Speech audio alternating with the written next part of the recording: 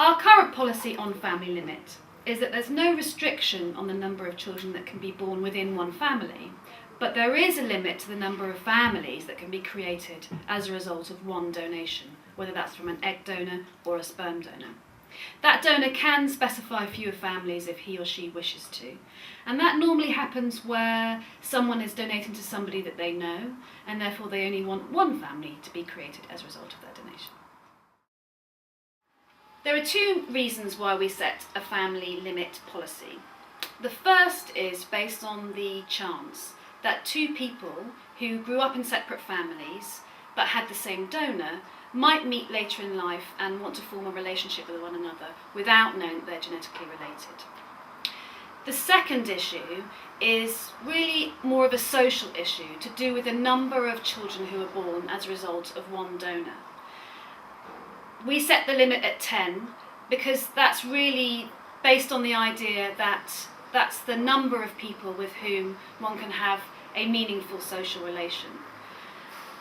We want to know more about what the impact of that 10 family limit is on the people who were born from donation and the donors themselves.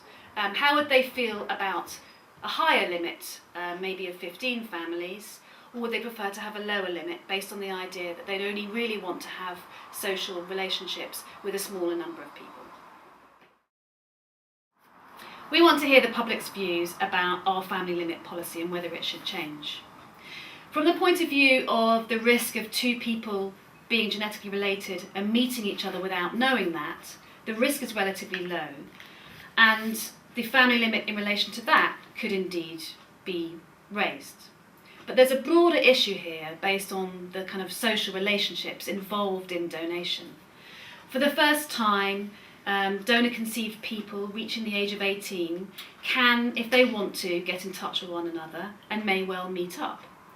It's also possible for people born from donation to seek their donor and perhaps meet him or her when they also reach the age of 18.